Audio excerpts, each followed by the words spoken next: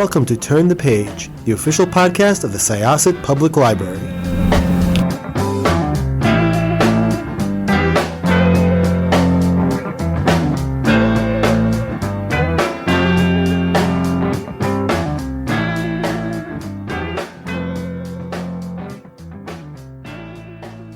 Hi, welcome to Syosset Library's Turn the Page podcast. I'm your host, Jessica, and I am here with the author Natasha Lester, who wrote a book called Mademoiselle, the Mademoiselle Alliance. And it's so funny, and I think I put this in the title of the meeting. I kept calling it in my mind the Mademoiselle Resistance, which it is and it isn't. But yeah, it was a really interesting book about somebody who I don't think we learn enough about, and I think we should, and really an important person and someone we need now, and we'll always need people like. So, welcome, Natasha. Why don't you tell us a bit about yourself and this book?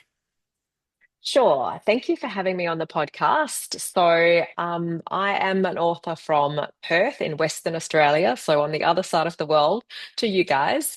And I've been writing historical novels for not quite 10 years now. The Mademoiselle Alliance is my latest book, and it's about a woman who wanted to become a concert pianist. And instead of becoming a concert pianist, she became the leader of a French resistance network during the Second World War.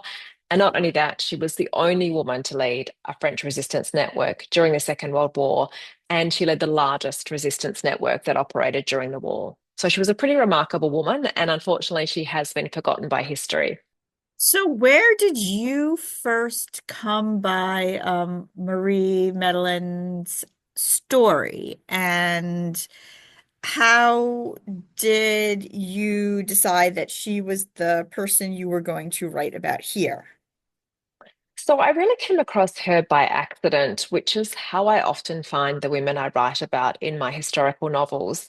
I do a lot of reading around the Second World War because many of my previous books have been set in that time period. And I always say there's some sort of magical part of a writer's brain that magnetically attracts itself to good ideas. And I'd come across Marie-Madeleine's name once, maybe twice, in all of those nonfiction books that I'd read about the Second World War. And it was that kind of absence that attracted me to looking into her a little bit more deeply. Because again, I know from past experience that sometimes women aren't absent from the pages because they aren't worthy of being written about. It's just that historians decided not to write about them. So I wondered whether she was a case like that.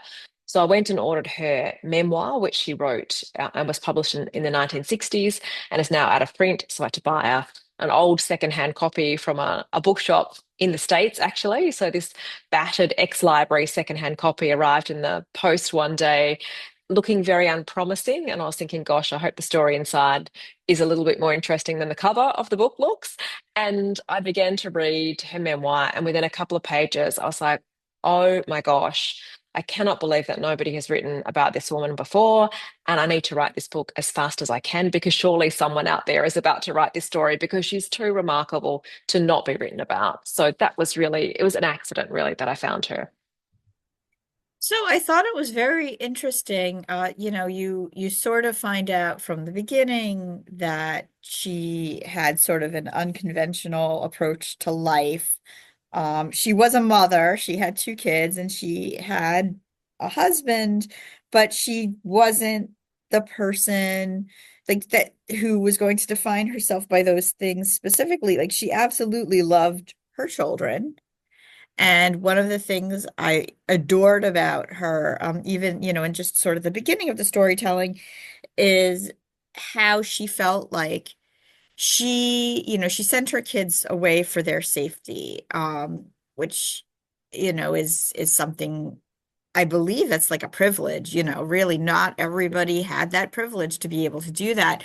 But, she really felt like if she had the means to fight against the Nazis in any way possible, she owed it to her children not to be complicit. And I find that to be an extremely unique and remarkable way of looking at things. And that's not to say the women who had, who kept their children close and who, protected them and did things in different ways, that it was not remarkable, but it was a very different way of looking at things. Like, if I can be part of this resistance, if I can use what I have to stop these horrible things from happening, I owe it to my children. And I thought that that was amazing. I don't know if you want to chat a little bit about that. Yeah, it's really interesting, isn't it? I do think some people will probably judge her for the fact that she didn't see a lot of her children during the war because she understood that to be near her children whilst leading a French resistance network was to put her children in immediate danger. And she obviously didn't want that to happen. But of course, as a mother, culturally, you're supposed to be with your children all of the time or as much of the time as possible. So she was working in a way that was very different to what is culturally expected of mothers, particularly in the 1940s. But you're right, she had this very selfless ability to look at the greater good and to sacrifice time spent with her children, precious time spent with her children, because by doing that, she was saving far more people than she was by remaining at home with her children. And I mean, in her memoir, she doesn't talk in a lot of detail about that struggle, but in the moments where she does talk about her children and some of the emotions that she felt, it's very evident to me, anyway, how deeply she felt. And there's that one time where, the Gestapo have put her children on their most wanted list in an attempt to flush her out. And she can't go and say goodbye to them, but she knows she needs to get them out of France because she knows if she keeps them in France, then they're going to be unsafe for the duration of their time in the country. So she decides to send them on to Switzerland with the Amitié Chrétienne, who were smuggling Jewish children out of Lyon at the time. And it's, a huge decision for her because this is in 1943. We know that Paris was liberated in August 1944. She has no idea when France is about to be liberated. For her in 1943, which was a terrible year for the resistance, the war could have been going on for 5, 10 more years. So if she's sending her children away, she might not see them again for 5 or 10 more years, but she knows it has to be done to keep them safe. And one of her agents organizes to walk her children along the street past an apartment window where she's standing in the upstairs window looking down onto the street. And it's the only connection she can have with them before they are sent away for this indeterminate period of time. She can't run down to the street and give them a hug because that's like hanging out a sign and saying to the Gestapo, here's me, here's my kids, arrest us all. And she just has to stand there and watch them walk past. And I thought, oh my gosh, that must have been the most brutal experience of her life. Because they didn't know she was standing there. She couldn't wave to them, call out to them, gesture to them, do anything that would cause them to look up at her. She just literally had to stand there and watch them walk away from her and not know when she would ever see them again. And to me, that epitomizes the kind of sacrifice she was making throughout her time as leader of the Alliance Network in France during the Second World War. So, how did you approach fictionalizing her story and the people that were in it? It was a big job to assess what to leave in and what to take out. For me personally, if I'm writing about a person from history and using their actual name rather than calling them someone else and writing a book inspired by a real person, then I feel like I have an obligation to stick to the facts. Otherwise, then I should just be choosing, someone who isn't real and writing a totally fictionalized story. But of course, when you're writing about a resistance network that had 3,000 people in it, you can't write 3,000 characters into a story because nobody's going to read it. It's going to be too long and too complicated. And also, every agent that worked for Alliance had a real name and a code name. So that's 6,000 names that you're grappling with. Again, we're making things very complicated here for readers. And to add, just to make it even more complex, pretty much every second man's name was either Jacques or Henri. And you can't have, 3,000 Henris in the course of your 300-page book because the readers are going to be going, is this Henri 1 or 2 or 3? So you have to make some decisions about just simply consolidating the cast of characters, combining perhaps the events that 3 or 4 people were involved in and giving them to just one person. I don't love to kind of erase people from the historical narrative, but you're writing a book to be read, so you have to make those kinds of choices. And again, they moved headquarters, something like 60 times over the course of the war, because obviously the Nazis were constantly tracking them down and raiding their headquarters. And you just can't have the reader coping with that many changes of location. So I had to make the decision to consolidate a lot of those moves as well. So it's really about sticking to the truth as much as possible of what you believe someone like Marie-Madeleine to have been like in life, but choosing to write about the events that best illustrate the feats of heroism and bravery and despair and hope that she was involved in during the war. I really liked the way you just sort of built that sense of dread and discomfort, and being in Vichy France, which we know was, this sort of like puppet government. Um, how much time did you spend sort of looking at just the places she lived and the people she talked to? How did you build that to feel as natural as it did? So I did go to France to kind of walk in Marie-Madeleine's footsteps. To me, it's really important to get on the ground and do the research. And there were a couple of experiences that I had when being on the ground in France that enabled me to write parts of the book that I don't think I would have been able to if I hadn't done that. And one of those experiences was I was in Marseille, so in the south of France, where Marie-Madeleine had a number of different headquarters in the town of Marseille. One of those was on a beautiful little harbour that's along a coastal path called the Corniche. And the water there, the sea, the ocean, is this extraordinary bright blue turquoisey colour. It's just absolutely stunning. And so I'm standing on the path and I've got this gorgeous ocean on one side of me, and on the other side of me is this building which was kind of a fruit and vegetable shop, and at the back of the shop was where they had their resistance headquarters. And they were sitting there with piles of clandestine papers about the Nazis' war games and where their manufacturing and munitions plants were located. They had illegal radios that MI6 had given them. They're running the faucet, the water, to hide the noise of the Morse key tapping. And they're doing all this in this very secretive, stressed, anxious kind of manner.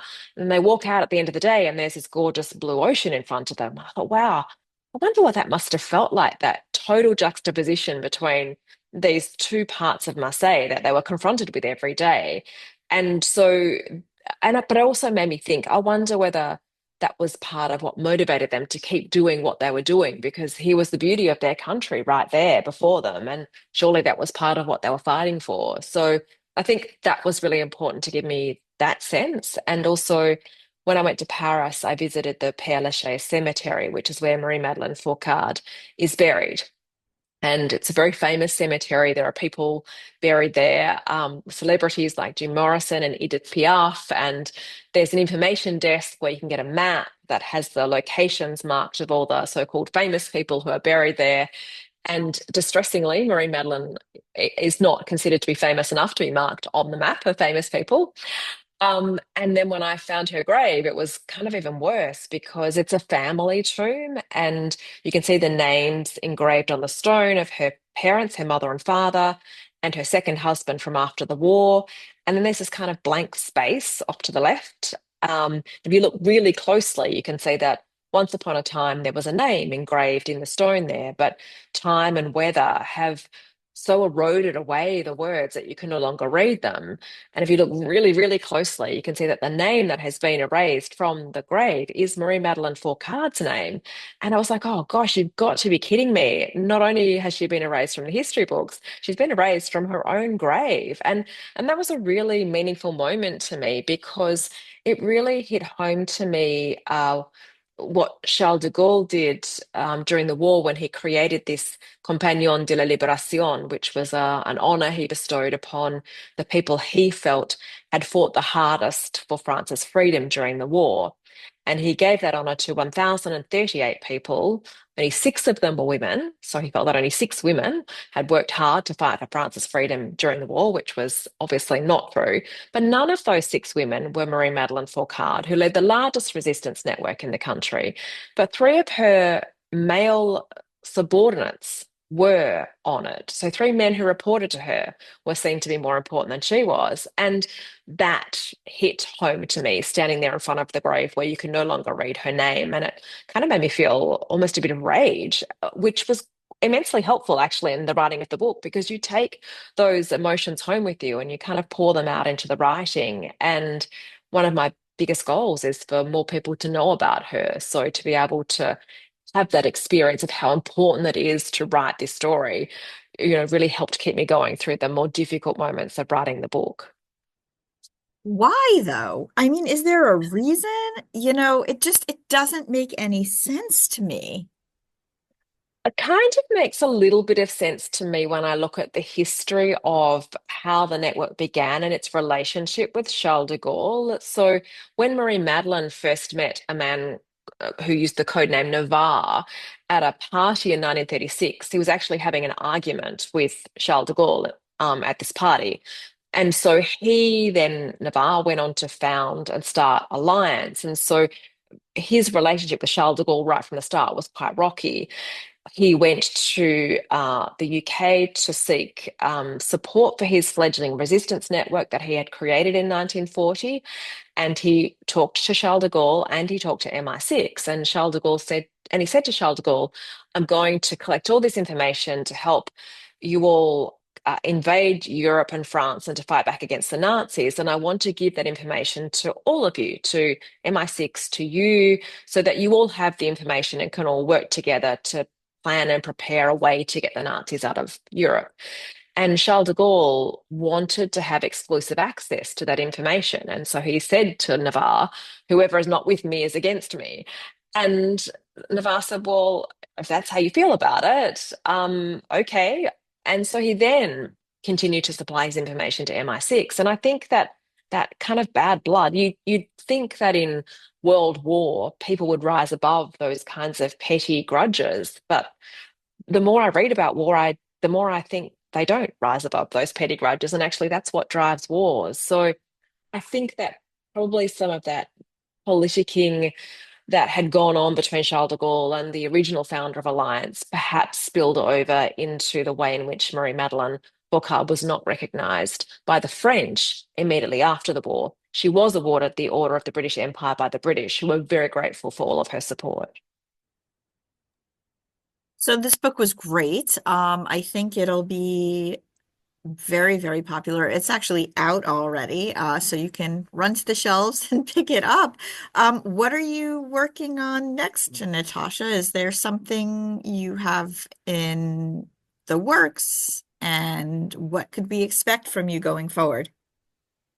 So I will have another historical novel out next year. It is called The Chateau on Sunset, and it's set in Los Angeles' infamous Chateau Marmont, and it's a reimagining of Jane Eyre, set during the 1950s and the 1960s. So it's a little bit different, but a little bit of fun for anyone out there who loves Jane Eyre.